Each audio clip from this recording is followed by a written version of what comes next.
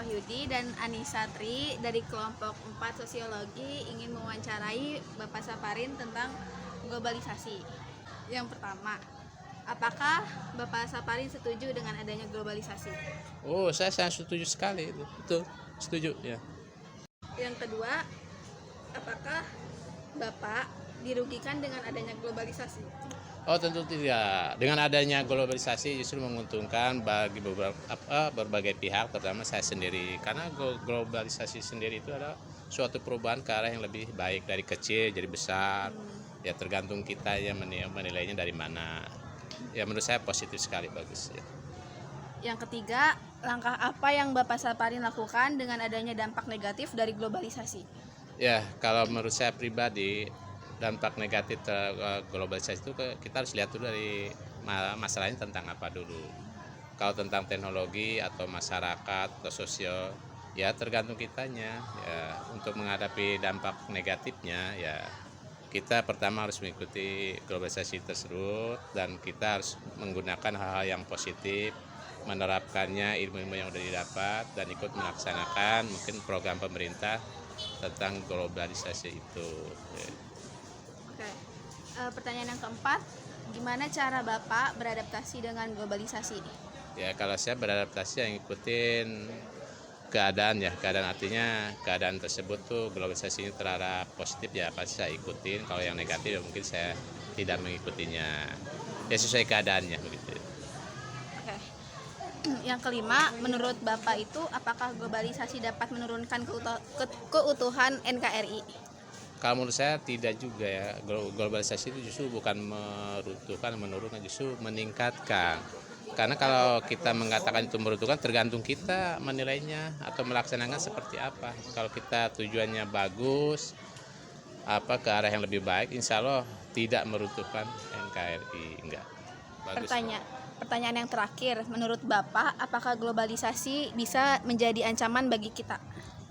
Kalau menurut saya tidak juga, tidak menjadi ancaman, justru akan mendorong kita ke arah yang lebih baik. Kecuali kalau kita memang menilainya atau melaksanakannya kurang disiplin, tidak mengikuti aturan-aturan atau melenceng dari hal-hal yang setelah ditentukan terhadap globalisasi itu, ya justru akan merugikan. Menurut saya tidak, justru akan lebih baik, lebih bagus globalisasi itu. Oke Bapak, makasih udah memberikan kesempatan waktunya untuk menjawab wawancara ini. Oh, sama-sama. Terima kasih banyak. Assalamualaikum warahmatullahi wabarakatuh. Perkenalkan Bu, saya Kilimanjaro Rabia Putra dari kelompok 4. Saya ingin mewawancarai Ibu tentang globalisasi. Yang pertanyaan pertama, apakah Ibu setuju dengan adanya globalisasi? Ya setuju banget ya, setuju sekali. Pertanyaan kedua, apakah Ibu dirugikan dengan adanya globalisasi? Tergantung kitanya. Contohnya, contohnya kalau globalisasi mengenai pangsa pasar di bidang ekonomi, globalisasi itu kan banyak ya, ada di bidang ekonomi, sosial, budaya, pertahanan keamanan. Sekarang malah ada lagi globalisasi di SDM, sumber daya manusia, terus sumber daya alam. Masalah globalisasi itu tidak menyangkut satu hal, yaitu ideologi yang tidak dibahas ya. Dulu dibahas, sekarang sudah enggak. Nah ini yang misalnya Ibu beri contoh ke yang pasar ya, pasar itu besar banget, semua ada, semua yang di kebutuhan kita sehari-hari ada, dan lebih murah kalau ada dari luar daripada punya kita sendiri gitu ya. Nah, itu pangsa pasar sangat menguntungkan sekali. Tapi dampak negatifnya adalah karena sudah tersedia, kita berkeinginan macam-macam sehingga kita menjadi konsumtif. Itu dampak negatifnya aja ya.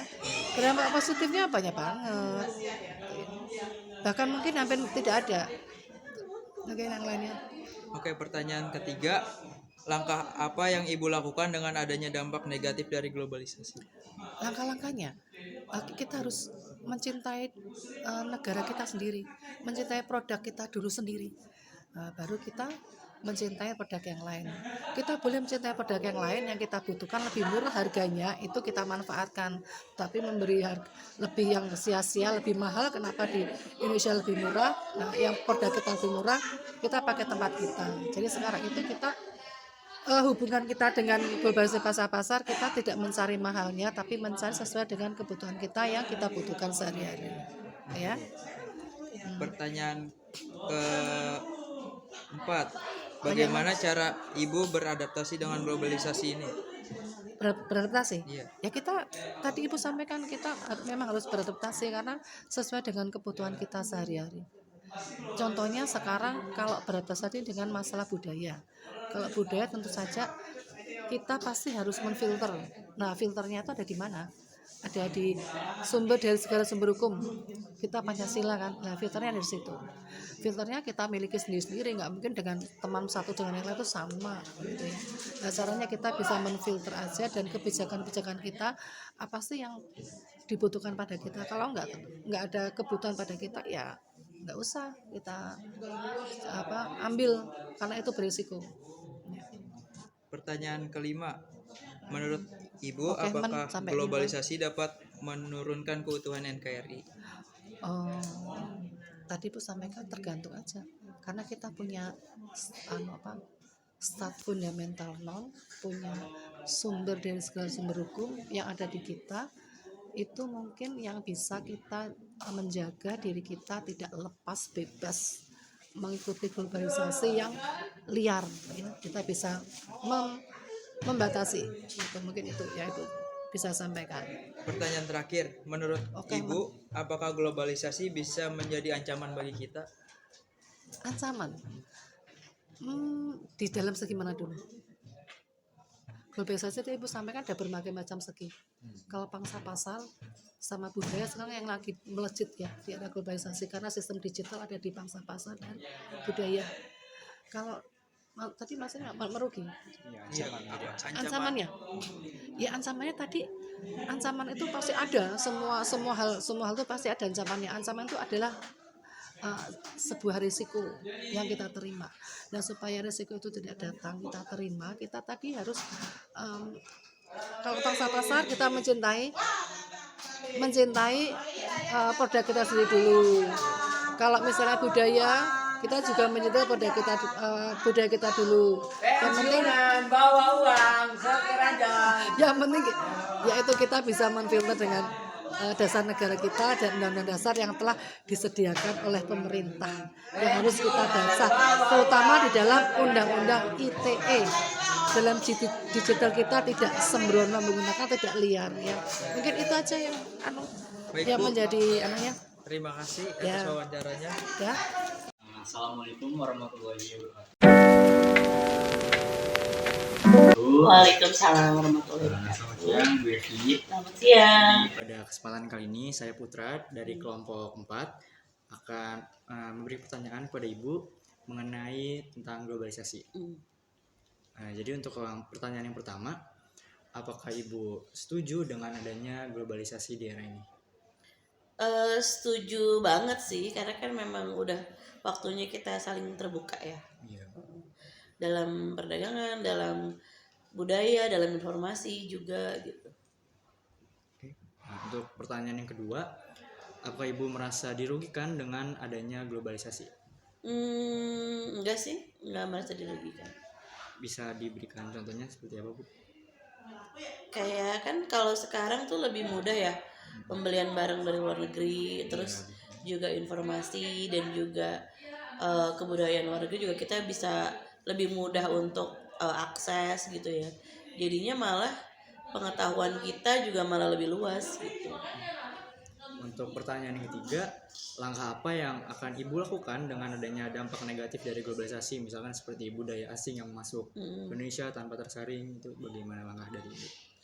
Kalau dari Ibu sih yang penting kita sebagai bangsa Indonesia itu tetap punya jati diri kita, tetap menghargai karya-karya bangsa Indonesia, warisan leluhur gitu ya, budaya-budaya yang kita punya tetap dilestarikan kayak gitu, dan juga memfilter gitu, nggak semua yang dari luar terus kita tahu kita adopsi atau kita jadikan budaya kita gitu, tapi cukup jadi pengetahuan aja sih sebenarnya.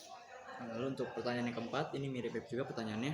Jadi bagaimana cara Ibu beradaptasi dengan globalisasi? beradaptasi sebenarnya kan globalisasi ini udah cukup lama ya. Iya. Jadi sebenarnya udah dari belasan tahun lalu itu udah globalisasi. Mungkin pada saat awal itu emang orang-orang banyak yang kaget ya, cuman sebenarnya sih cukup mudah ya, terutama untuk kaum muda gitu ya, karena kan memang perbaharuan terus juga hal-hal baru itu cukup menyenangkan sih sebenarnya, nggak terlalu sulit. Jadi untuk yang pertanyaan kelima, menurut Ibu, apakah globalisasi dapat menurunkan keutuhan dari NKRI? Kalau bisa atau enggak jawabannya mungkin. Tapi menurut Ibu tapi bisa juga memperkuat juga gitu. Jadi sebenarnya tergantung juga ke kitanya, kembali ke kitanya lagi. Karena sebenarnya dengan globalisasi justru bisa semakin membuat bangsa ini lebih kuat lagi dan lebih solid lagi sebenarnya gitu. Untuk pertanyaan yang terakhir, menurut Ibu, apakah globalisasi bisa menjadi ancaman bagi kita? Iya tentu saja, apalagi kalau misalnya perdagangan gitu ya, produk-produk yang impor ini jauh lebih bagus kualitasnya dan lebih murah, pasti UMKM di Indonesia yang kurang kualitasnya bisa jadi ancaman. Assalamualaikum Ibu. Waalaikumsalam. Perkenalkan, nama saya Ustazah Namana dari kelas 1210 kelompok 4, ingin bertanya mengenai globalisasi. Pertanyaan saya yang pertama itu, apakah Ibu setuju dengan adanya globalisasi? Untuk pertanyaan tersebut dapat dikatakan setuju atau tidak setujunya, logikanya seperti ini. Kalau kita tidak setuju, otomatis kita menjadi manusia yang tidak bisa mengikuti perkembangan yang ada, seperti itu. Sedangkan kalau dikatakan setuju, saya juga sebagian besar ya itu tidak terlalu mendukungnya atau tidak terlalu setuju. Karena apa? Mungkin untuk cara menerima perubahan globalisasi yang ada, kita bisa memfilternya atau menyaringnya perkembangan-perkembangan baik yang negatif maupun yang positif. Kalau yang negatifnya, otomatis kita tidak perlu mengikutinya, seperti itu. Nah, pertanyaan yang kedua itu, apakah Ibu dirugikan dengan adanya globalisasi? Untuk pertanyaan dirugikan atau tidak, karena terlebih saya bekerja di lingkungan sekolah ya, di mana lingkungan sekolah itu kan sangat berdekatan atau memang ranahnya itu dalam dunia pendidikan.